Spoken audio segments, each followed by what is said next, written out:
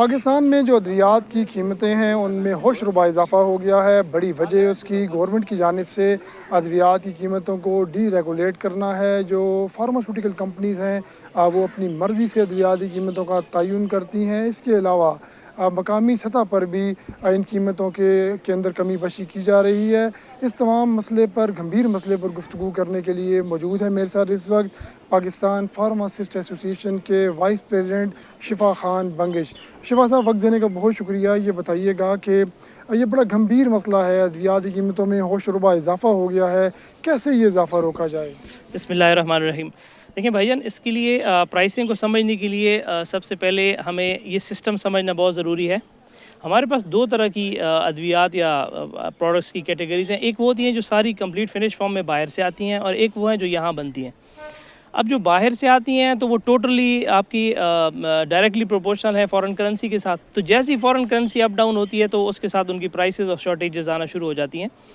دوسری طرف جو ہم لوکل ادویات بناتے ہیں اس میں بھی اس طرح کے مسائل ہیں کہ کیونکہ اس کے میجورٹی پارٹس یا ان کے آپ کہہ سکتے ہیں ایکسیپینٹس ہو گئے، ایکٹیو ہو گئے، را مٹیریلز ہو گئے، پیکنگ مٹیریلز ہو گئے، اس میں بھی مور دین 70% باہر سے ہی آتے ہیں۔ تو یوں پاکستان میں بیٹھتے ہوئے ہم ان پالیسیز پہ اس طریقے سے گرپ نہیں کر پاتے، اور ہماری جو پرائسنگ پالیسی ہے وہ ان ممالک اور ان لوگوں کے ساتھ کمپیئر کرتی ہے جہاں پہ را مٹیریلز اور یہ پیکنگ مٹیریلز اور یہ ساری چیزیں وہیں ان ملکوں میں بنتی ہیں۔ تو اس لیے سب سے پہلے تو ہمیں یہ تعین کرنے کی ضرورت ہے کہ ہمیں یہ پرائسز کیسے دینی ہے بیکنے کے لیے، خریدنے کے لیے۔ اب اس کے تناظر میں ہماری اتھارٹیز نے لسٹس بنائی ہیں، ایسینشیل میڈیسن لسٹ اور نان ایسینشیل میڈیسن لسٹ۔ اب وہ کس طریقے سے بنی ہے، ان میں کون سے سروس تھے، WHO کا کتنا انپٹ تھا، لوگوں نے کیسے دیکھا۔ ہماری ریکمنڈیشن یہ ہے کہ یہ ٹائم ٹو ٹائم اپڈیٹ ہونی چاہیے، کوارٹرلی ہوں، 6 منتھلی ہوں، اینولی ہوں، جو بھی ہوں، تمام سٹیک ہولڈرز کو اعتماد میں لیتے ہوئے یہ لسٹیں بنیں۔ اچھا، ان لسٹوں میں کیٹیگری وائز ڈرگز ہونی چاہیے، نہ کہ فارمولا وائز۔ اب فار ایگزامپل ہم انہی لسٹوں کو اگر دیکھتے ہیں تو نان اسینشیل میں ڈی کنٹرولڈ اور کنٹرولڈ میں اگر اس طرح کی سیم جنیرک اگر 2 حصوں میں تقسیم ہو جائے تو اس سے کیا ہو رہا ہے آج کل کہ ہماری تمام پرسکرپشن ڈائیورٹ ہو رہی ہے ڈی کنٹرول ریٹس پہ۔ تو کنٹرول ریٹس والی دوائیاں وہیں کھڑی ہیں اور ڈی کنٹرول میں دھڑا دھڑ پرسکرپشن بڑھتی جا رہی ہے، اور یوں مریض مہنگی ادویات لینے کھانے پہ مجبور ہے، اور اس مہنگائی کی وجہ سے وہ ادویات اور ڈوزز مس کر رہا ہے، جو کہ بہت ہی گمبھیر مسئلہ ہے۔ شفا صاحب، مسئلہ صرف یہاں ادویات کی قیمتوں میں اضافے کا نہیں ہے، یہاں جو بیکورڈ ایریاز ہیں، خصوصاً جو اندرون سندھ ہے، اندرون پنجاب ہے، یا گلگت بلتستان ہے، یا بعض کشمیر کے علاقے ہیں، ایون بڑے شہروں میں بھی جو لو کوالٹی کی ادویات ہیں وہ، یا بعض جگہوں پر تو فیک میڈیسنز جو ہیں ان تک کی سپلائی کی جا رہی ہے۔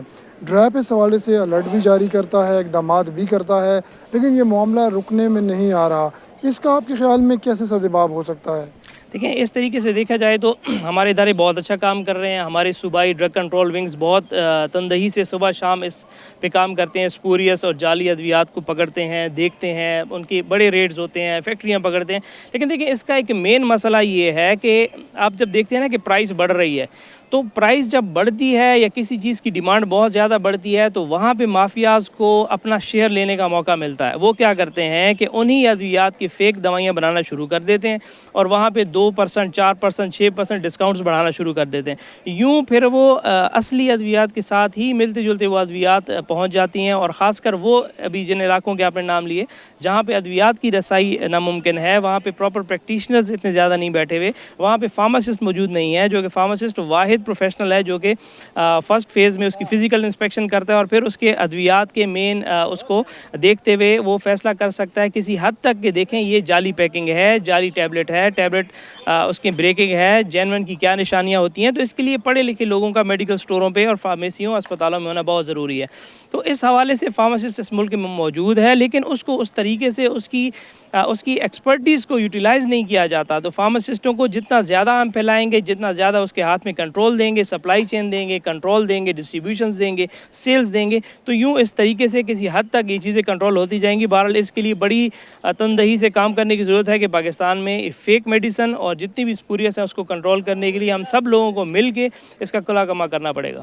تفصیل سے بتا رہے تھے شفا خان بنگش، پاکستان میں ادویات کی قیمتوں میں جو ہوش ربا اضافہ ہے اور جو لو کوالٹی یا فیک میڈیسنز بعض علاقوں میں سپلائی کی جاتی ہیں ان کے سدباب کے لیے اور اس مسئلے کے حل کے لیے حکومت کو اپنا کردار بڑھانا ہوگا، جو فارماسسٹ ہیں ان کا رول بڑھانا ہوگا، جبکہ مقامی سطح پر جو پبلک ہے اس کے اندر بھی اویئرنیس پیدا کرنا ہوگی اس حوالے سے، تبھی یہ مسائل جو ہیں لو کوالٹی میڈیسنز کے، فیک میڈیسنز کے، یہ حل ہو پائیں گے۔ جی